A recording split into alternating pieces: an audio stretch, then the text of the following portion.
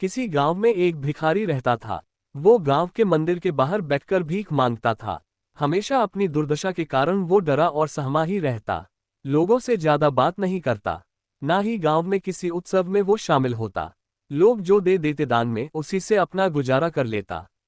कभी कोई उसको झिड़क भी देता तो कोई गाली भी दे देता था। हमेशा वो सुनकर चुप रह जाता था।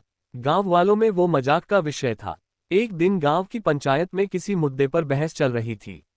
मंदिर के किसी उत्सव को लेकर बात हो रही थी। सब पंच अपनी अपनी बातें रख रहे थे। कोई निर्णय नहीं हो पा रहा था। तभी भिखारी अपनी जगह से उठकर आया और पंचों की बातें सुनने लगा। जब कोई निर्णय नहीं हो पा रहा था तो उसने बोलना शुरू किया। लोगों ने उसको रोका। वो सबको समझाने लगा, अपने तर्क रखने लगा। कुछ लोगों को तो उसने बीच में टोकने पर डांट भी दिया।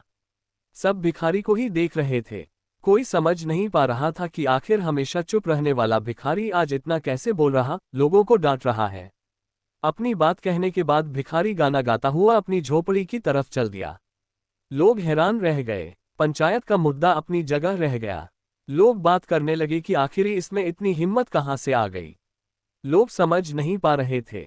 दिन गुजर गया, लेकिन भिखारी के व्यवहार में एकदम से इतना परिवर्तन आ गया कि वो लोगों से मिलने वाली चीजों में भी नुक्स निकालने लगा।